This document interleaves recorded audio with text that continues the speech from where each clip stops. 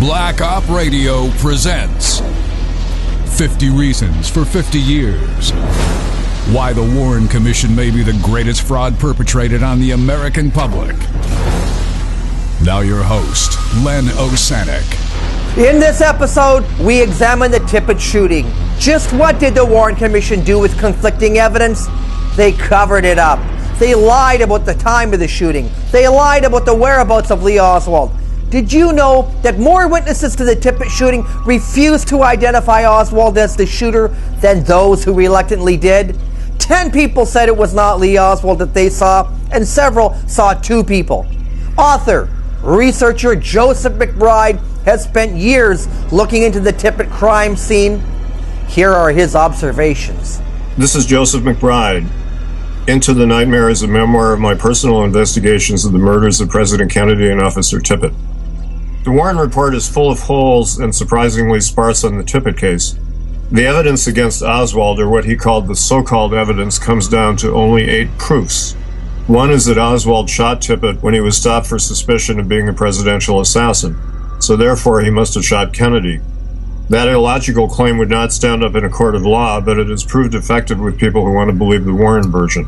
The Tippit crime scene in suburban Oak Cliff was a rashomon of conflicting reports and evidence, some credible, some not. Before giving you my best reconstruction of what probably happened on East 10th Street, I will offer 6 proofs that Oswald could not have shot Tippit. First and most importantly, Oswald could not have walked the 9/10 of a mile from his rooming house in time to shoot Tippit. Oswald was seen outside the rooming house at 1:04 p.m. and Tippit was shot at about 1:09. The walk would take 10 or 15 minutes. The Warren Report solved this problem by moving the time of the Tippit shooting forward to, quote, approximately 1:15, unquote. But I interviewed a witness, T.F. Boley, who came upon the scene and looked at his watch shortly after the officer was shot.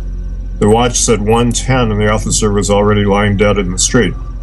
Other witnesses helped establish a similar time frame. 2, the Warren Commission leaned heavily on Helen Markham, who said she saw Oswald shoot Tippit. But she was hysterical and gave such confused testimony that it is likely she arrived on the scene just after the shooting and didn't see it at all. 3, the Warren Report alleged that Tippit pulled over Oswald because Oswald seemed suspicious.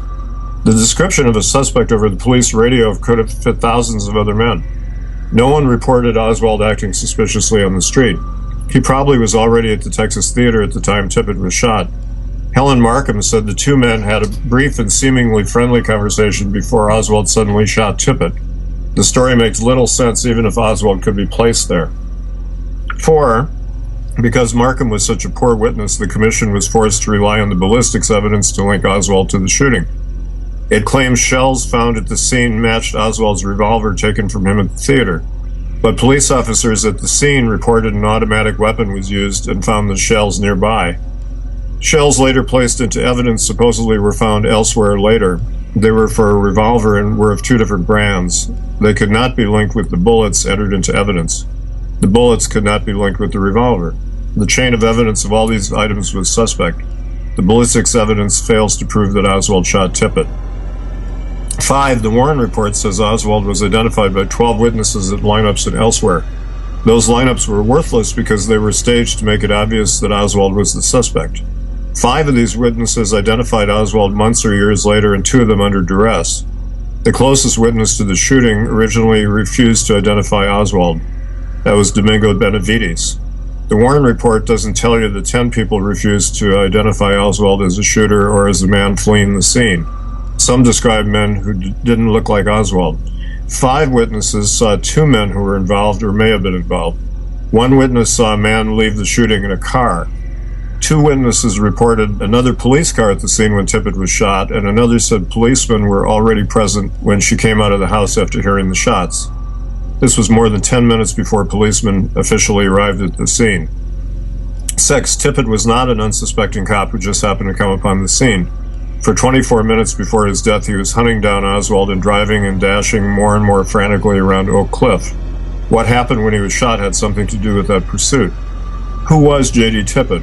My interviews and archival research showed that he was not the plodding but honest cop and good family man he was portrayed as being. He was a World War II veteran with serious psychological problems. He suffered from post-traumatic stress disorder and could not look people in the eye. He was not promoted in his 11 years on the police force because of that problem and because he couldn't pass written tests. He was chronically overextended financially, so he may have been easily malleable. Plus, he was a philanderer who had recently broken up with a mistress who became pregnant 2 months before he died. Her jealous husband was following them around. Tippit worked as a security guard in a restaurant and a movie theater, working for men whose contacts brought him into the milieu of the gangsters, right-wing extremists, and CIA-connected anti-Castro Cubans who made Dallas such a hotbed of anti-Kennedy hatred in 1963. Tippit's father revealed to me that after his son was killed, another Dallas policeman came to his widow, Marie, and told her what had happened. The officers said he and Tippit had been sent by the police department to hunt down Oswald after the assassination. The other officer said he was involved in a traffic accident, but Tippit made it to East 10th Street and was killed. What makes this story so significant is that the Dallas police officially didn't know Oswald's identity until after he was arrested at 1:51 p.m., 42 minutes after Tippit was shot. So that makes Tippit part of a conspiracy to capture or perhaps kill the scapegoat in the assassination. Tippit was staking out the viaduct from downtown, but took off at a high rate of speed when no Oswald appeared. He then stopped a car, looked in the back seat, and took off again. He next was seen at a record store frantically making a phone call, saying nothing and dashing off. He was killed minutes later. Credible evidence indicates that another policeman who had parked his squad car in the alley near where Tippit had parked was involved in the incident on East 10th, along with a gunman who fled back toward the second police car in the alley. Another accomplice ran in a different direction. A fourth man was seen behaving suspiciously. Tippit drove into an ambush. His killing was an execution. So why was Tippit shot? This may have been a cynical maneuver to draw hordes of police from downtown into Oak Cliff to capture or kill the patsy. But perhaps there is a deeper logic. Some people think Tippit was shot by the jealous husband of his mistress. But it's likely that Tippit was killed by fellow conspirators in the plot against the president. The Warren Commission's David Bellin called the Tippit murder the Rosetta Stone of the entire case. I believe it is, though not for the reasons Bellin thought. A witness heard a man fleeing the shooting mutter either "poor dumb cop" or "poor damn cop." So was J.D. Tippit a poor dumb cop who blundered into being shot, or a poor damn cop who may have been shot because of his own conspiratorial actions?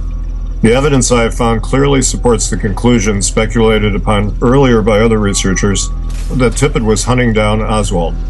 This is evidence that Tippit was part of the conspiracy, at least to capture or kill the scapegoat. We may never know all of what happened to him 50 years ago, but my research Into the Nightmare indicates that this poor damn cop was a more central and more culpable figure than we had previously understood in the events of November 22nd, 1963. Stay tuned for the next installment as we expose week after week 50 lies the Warren Commission would like you to believe.